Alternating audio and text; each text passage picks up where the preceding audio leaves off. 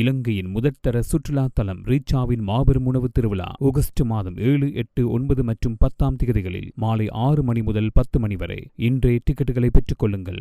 வணக்கம், இது ஐபிசி தமிழின் பிரதான செய்திகள். செய்திகளோடு நான் லக்ஷனா யாதவன். முதலில் தலைப்புச் செய்திகள். ஈஸ்டர் தாக்குதல், வத்திக்கானுக்கு அனுர அரசு அளித்த உறுதிமொழி, கோட்டாபாயவின் நிலை, எப்சின் விவகார விசாரணை, அமெரிக்க நாடாளுமன்ற குழு முன் பில் கேட்ஸ் நேரில் முன்னிலை, யாழ் போதனா வைத்தியசாலை தீ விபத்து விசாரணை தொடர்பில் விளக்கம், நிதிக்குழு கூட்டத்தின் நடுவில் வெளியேறிய செயலாளர், வடமராட்சி தெற்கு மேற்கு பிரதேச சபையில் பரபரப்பு, போத்தல் தண்ணீர் விலை இன்று முதல் அதிகரிப்பு, பாகிஸ்தானில் விழுந்து நொறுங்கியது இராணுவ உலங்கு வானூர்தி, பயணித்த அனைவரும் பலி, ஆசிரியர் பணியில் இணையவுள்ள ஆயிரக்கணக்கான பட்டதாரிகள், ஈரான் மீது மீண்டும் மிக கடுமையான தாக்குதல் நடத்தப்படும். தொடர்பான விரிவான செய்திகள்.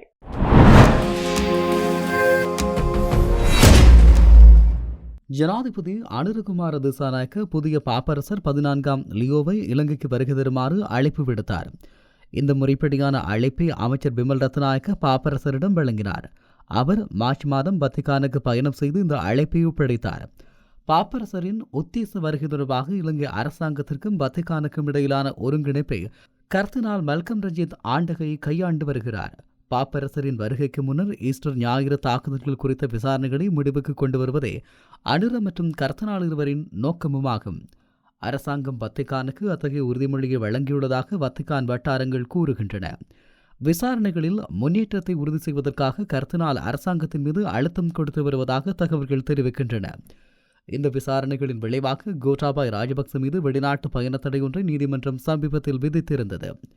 2013 கர்தினால் மல்கம் ரஞ்சித்தின் ஒருங்கிணைப்பின் மூலம் போப் பிரான்சிஸை இலங்கைக்கு வரவழைத்து அழைப்பிற்கு வழிவகுத்த கோட்டாபாய தற்போது ஈஸ்டர் ஞாயிறு தாக்குதல்கள் தொடர்பாக விசாரணைக்குட்படுத்தப்பட்டிருப்பது விதியின் ஒரு முரண்பாடான திருப்பம் என கொழும்பு ஊடகம் ஒன்று தெரிவித்துள்ளது. பாலின குற்றச்சாட்டுகளுக்கு உள்ளாகி சிறையிலேயே மரணமடைந்து அமெரிக்க நிதியாளர் ஜெஃப்ரி எப்ஸ்டீன் தொடர்பான வழக்கை அமெரிக்க நீதித்துறை கையாண்ட விதம் குறித்து அந்த நாட்டு நாடாளுமன்ற குழு விசாரணை நடத்தி வருகிறது. இந்த விசாரணையின் ஒரு பகுதியாக மைக்ரோசாப்ட் நிறுவனத்தின் நிறுவனர் பில் கேட்ஸ் நேற்று வாஷிங்டனில் உள்ள நாடாளுமன்ற குழுவின் முன் நேரில் முன்னிலையாகி விளக்கம் அளித்துள்ளார். அமெரிக்க பிரதிநிதிகள் சபையின் லோக்சபா கண்காணிப்பு குழு தலைவர் ஜேம்ஸ் கேமர் விடுத்த வேண்டுகோளின்படி பில் கேட்ஸ் இந்த குழுவின் முன் மூடிய அறை விசாரணைக்காக நேரில் முன்னிலையானார்.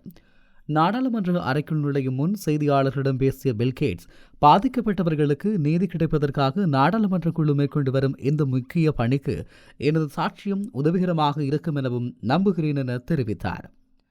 சமீபத்தில் அமெரிக்க நீதித்துறை வெளியிட்ட எப்ஸ்டீன் தொடர்பிலான ரகசிய ஆவணங்களில் பில் கேட்ஸ் மற்றும் எப்ஸ்டீன் ஆகிய இருவருக்கும் இடையில் 2011 முதல் 2014 வரையான காலகட்டத்தில் தொண்டு நிறுவன முதலீடுகள் தொடர்பாக பலமுறை சந்திப்புகள் மற்றும் மின்னஞ்சல் தொடர்புகள் இருந்தமை தெரியவந்தது.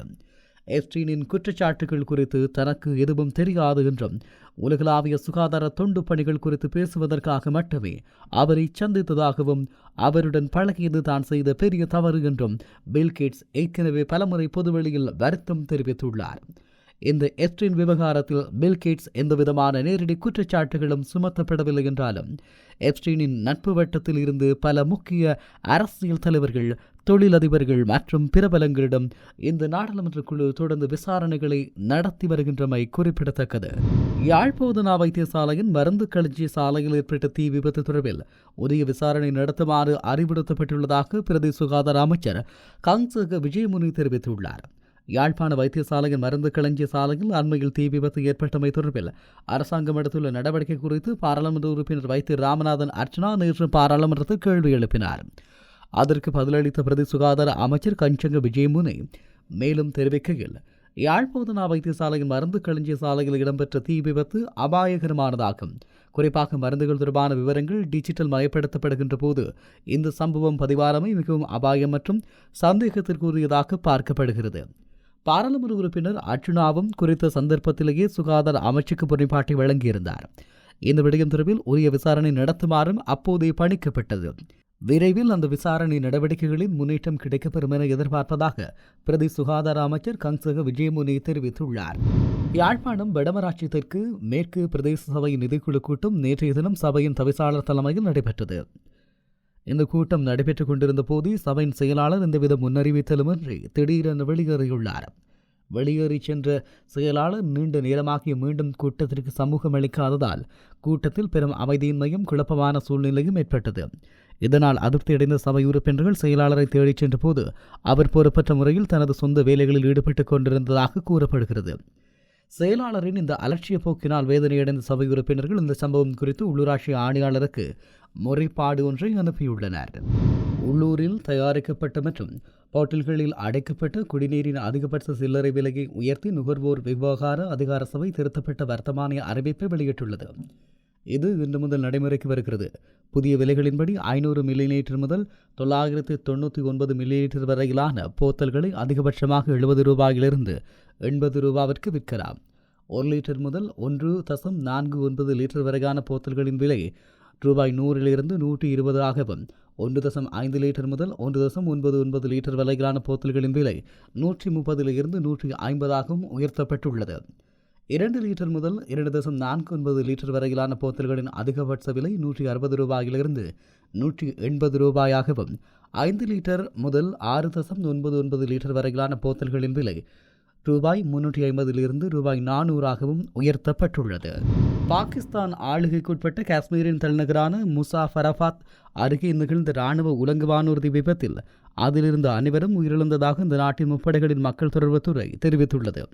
தொழில்நுட்ப கோளாறு காரணமாக இராணுவ விமானப்படையின் MI-17 உலங்கு வானூர்தி ஒன்று புறப்பட்ட போது விபத்துக்குள்ளானதாக ISPR ஒரு அறிக்கையில் குறிப்பிட்டுள்ளதாக டான் நாளிதழ் செய்தி வெளியிட்டுள்ளது. உயிரிழந்தவர்களின் எண்ணிக்கையை அது குறிப்பிடவில்லை. உலங்கு வானூர்தியில் இருந்து அனைத்து வீரர்களும் வீரமரணம் அடைந்தனர், யாரும் உயிர் தப்பவில்லை எனவும் ISPR ஒரு அறிக்கையில் குறிப்பிட்டுள்ளது. இதனைத் தொடர்ந்து விபத்து நடைபெற்ற பகுதிக்கு உடனடியாக விரைந்த மீட்புப் படையினர் பலியானவர்களின் உடல்களை மீட்கும் பணியில் ஈடுபட்டு வருகின்றனர். அத்துடன் இந்த விபத்திற்கான காரணம் இதுவரை வெளிவராத நிலையில் தனிக்குழுக்கள் அமைத்து பாகிஸ்தான் அதிகாரிகள் விசாரணை மேற்கொண்டு வருவதாக கூறப்படுகிறது. ஆசிரியர் பணிக்கு கல்வி பட்டதாரிகளை ஆட்சேர்ப்பு செய்வதற்கு முகாமைத்துவ சேவைகள் திணைக்களம் ஒப்புதல் அளித்துள்ளது. அதன்படி மாகாண சபை மட்டத்தில் இந்த ஆண்டு இறுதிக்குள் ஆட்சேர்ப்பு மேற்கொள்ளப்படும் என கல்வி அமைச்சு தெரிவித்துள்ளது.